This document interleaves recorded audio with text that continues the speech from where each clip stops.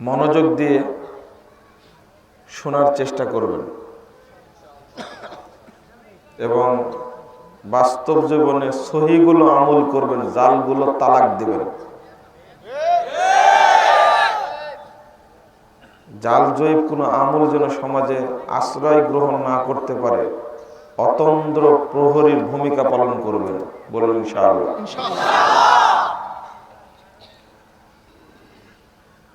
আপনারা যারা রাস্তাঘাটে এখনো ঘোরাফেরা করছেন, দোকানপাটে আছেন, তাদেরকে বলবো আপনারা প্যান্ডেলে আসুন এবং আলোচনা মনোযোগ দিয়ে শোনার চেষ্টা করুন। আল্লাহ বরকত দান করবেন ইনশাআল্লাহ। ভুয়া আমল, জাল আমল, বাতিল আমল যে সমাজে আছে, থাকবে, এটা আল্লাহ রাব্বুল আলামিন ইঙ্গিত দিয়েছেন। যখন আল্লাহ ইঙ্গিত দিয়েছেন তখন কি আর সন্দেহ থাকতে পারে? রাসূল সাল্লাল্লাহু আলাইহি ওয়াসাল্লাম ইঙ্গিত দিয়েছেন, বলে গেছেন জাল আমল, ভুয়া আমল, মিথ্যা আমল, বাতিল আমল সমাজে প্রচলিত থাকবে এবং মানুষ সেদিকে যাওয়ার চেষ্টা করবে। আল্লাহ রাব্বুল আলামিন সূরা কাহফ 103, 4, 5, 6 আয়াতে বলছেন, কুল হাল নুনাব্বিকুম বিল আখসারিনা আমালা। হে মুহাম্মদ সাল্লাল্লাহু আলাইহি ওয়াসাল্লাম, আপনি বলুন, আমি কি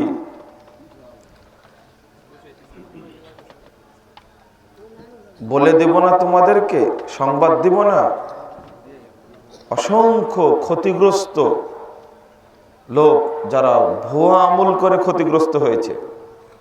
আখসারিন আল্লাযীনা দাল্লা সাইহুম ফিল হায়াতিদ দুনিয়া, দুনিয়াবী জীবনে যাদের পরিশ্রম নষ্ট হয়ে গেছে, দল্লা নষ্ট হয়ে গেছে। ওহুম ইয়াহসাবুন, অথচ তারা ধারণা করছে আন্নাহুম ইউহসিনুনা সুনআ, নিশ্চয় তারা ভালো আমলই করছে। আল্লাহ বলছেন আমল করে পথভ্রষ্ট হচ্ছে, আর তাদের ধারণা ভালো আমল করছে। কার দাবি সঠিক? আলোচনা বুঝতে পেরেছেন তো? তারা ভুয়া আমল করে মনে করছে ভালো আমল করছে, আর আল্লাহ বলছেন তারা পথভ্রষ্ট হচ্ছে। কারটা সঠিক? আল্লাহর দাবি সঠিক। এদের পরিণাম কি? যারা বাতিল, ভুয়া, মিথ্যা আমল করছে তাদের পরিণাম কি? পরের আয়াতে আল্লাহ বলছেন, উলাইকাল্লাযীনা কাফারু বিআয়াতি রাব্বিহিম ওয়া লিকাইহি ফাহাবিতাত আমালুহুম ফালা নুকিমু লাহুম ইয়াওমাল কিয়ামাতি ওয়াজনা। এই সমস্ত লোকেরাই আল্লাহর আয়াতসমূহ অস্বীকার করেছে এবং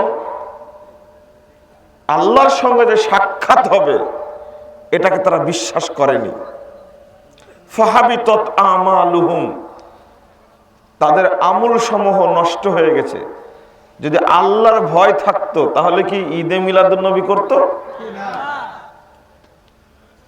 এটা একটা ভুয়া, টাটকা, মিথ্যা, জাল, বাতিল একটা আমল, যার প্রমাণে কোরআন সুন্নাতে কোনো বিধান নেই। তাই আল্লাহ বলছেন তাদের বিশ্বাসই হয় না যে আল্লাহর সঙ্গে সাক্ষাৎ হবে। এই বেদাতীরা যে সাক্ষাৎ করবে আল্লাহর সঙ্গে, ওরা বিশ্বাসই করে না। তাই আল্লাহ বলছেন, উলাইকাল্লাযীনা কাফারু বিআয়াতি রাব্বিহিম ওয়া লিকাইহি ফাহাবিতাত আমালুহুম ফালা নুকিমু লাহুম ইয়াওমাল কিয়ামাতি ওয়াজনা। তাদের সমস্ত আমল নষ্ট হয়ে গেছে, তাদের জন্য কাল কিয়ামতের মাঠে আমি কোনো মানদণ্ড, প্রমাণই স্থাপন করব না। বিনা হিসাবে কোথায়?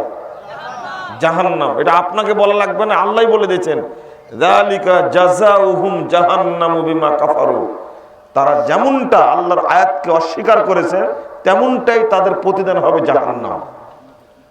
আত্তাখাযু আয়াতি ওয়া রাসূলি হুজওয়া। ভাই তুমি মাইক ম্যান, এই মাইকটা কানে লাগছে, ঘোরায় দাও তো।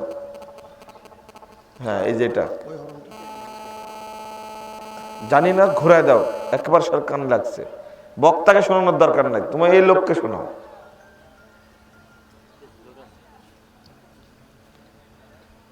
কি যেন বলছিলাম, আয়াতের অনুবাদ করছিলাম। যালিকা জাযাউহুম জাহান্নাম, তাদের একমাত্র প্রতিদান হলো জাহান্নাম। বিমা কাফারু, যেমন তারা অস্বীকার করেছে তার প্রতিদান জাহান্নাম। ওয়াত্তাখাযু আয়াতি ওয়া রুসুলি হুজুয়া, তারা আমার আয়াতকে এবং আমার রাসূলকে ঠাট্টা করেছে। রাসূল বলেছেন একটা, করেছে আরেকটা। যেমন আল্লাহ রাসূল দাড়ি চাঁচতে বলেছেন, তাই না? হ্যাঁ, দাড়ি ছেড়ে দিতে বলছেন, সাইজ করতে বলেন না, একটু কেটে কুটে। কে বলেছে? দেখবেন সাইজ করতে বলেছেন। মানুষ কত গাধা, আর যারা হাদিস পড়ায় তারা আবার পড়ে, তারা আবার কত নম্বর গাধা। তিরমিজির 105 পৃষ্ঠার হাদিস, দ্বিতীয় খণ্ডের একটা হাদিস বর্ণিত হয়েছে। রাসূল সাল্লাল্লাহু আলাইহি সাল্লাম তার দাড়িকে সাইড থেকে এবং লম্বা দিক থেকে কেটে সুন্দর করে সাইজ করে রাখতেন। এই হাদিসটা বর্ণনা করার পর ইমাম তিরমিজি নিজেই বলছেন এটা হাদিস জাল। কি হাদিস? তার আগে এবং তার পরে যে সহিহ হাদিসগুলো নিয়ে আসছেন ওটা চোখে পড়ে না, জালটাই চোখে পড়েছে। বলেছি না জাল আমুন বলাম সহিহ আমুন।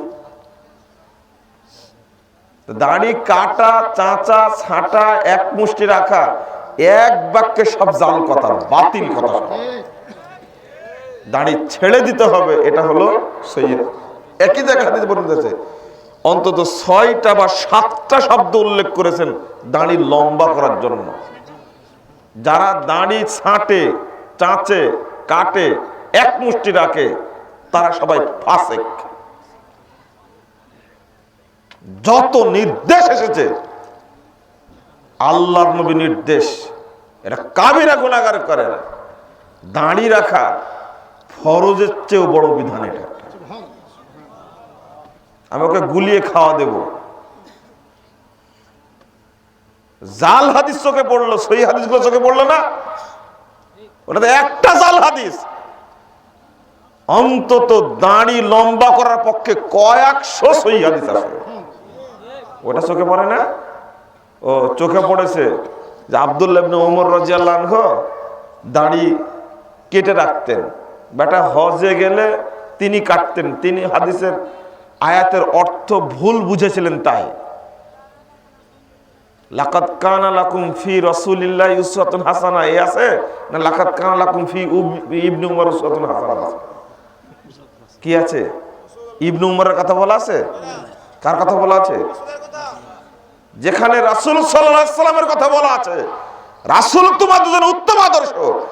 আল্লাহর নবী কোনদিন দাড়ি ছেড়েছেন, এক মুষ্টি রেখেছেন, কোনো প্রমাণ আছে? আপনি কেন দলিল পেশ করেন? লজ্জা শরম লাগে না একটু? হায়া লজ্জা কিছুই নাই। আপনি দাড়ি কাটছেন তো কাটছেন, অপরাধ একটা আছে।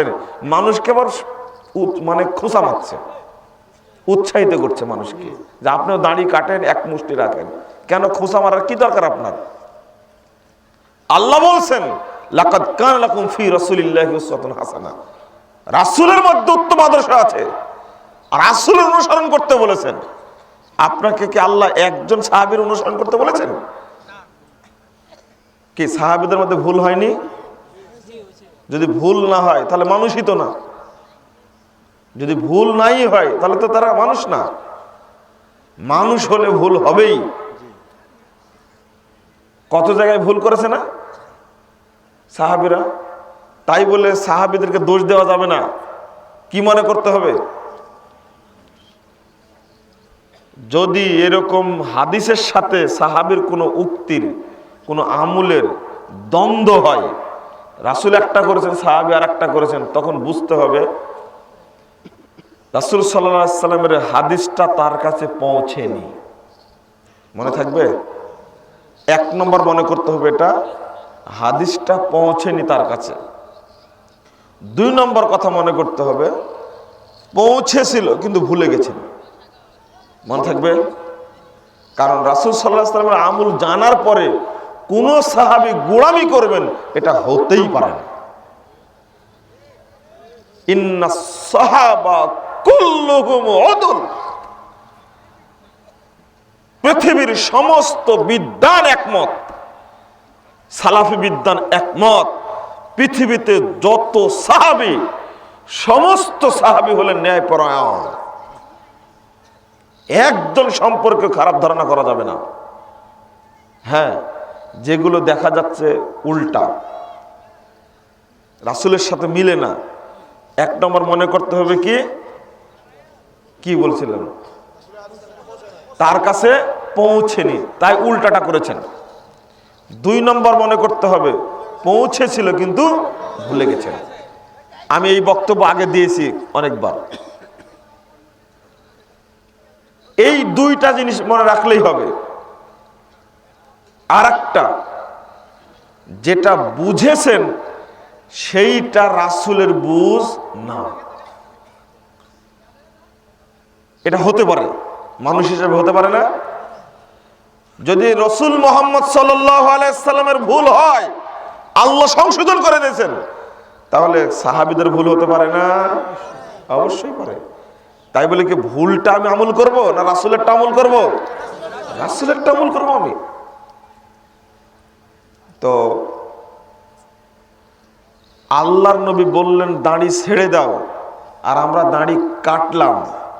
রাসূলকে ঠাট্টা করলাম না সম্মান করলাম? ঠাট্টা করলাম। শরম তো নাই, লজ্জাও নাই। আপনাদের কিভাবে বুঝাবো? এই দুইটা আমলের ব্যাপারে, বাহ্যিক আমল দুইটা, মুসলমানদের দুইটা নিদর্শন বাহ্যিক আমল, এই দুইটা আমলের ব্যাপারে এত কথা বলা হচ্ছে, তা আপনাদের শরমও হয় না, লজ্জাও হয় না। একটা হলো টাকনুর নিচে কাপড় পরা, আর একটা হলো দাড়ি চাঁচা। যারা দাড়ি চাঁচে ছাঁটে তারা বেহুদ্দা ছাড়া কিছু নয়। কেন দাড়ি চাঁচবে সে?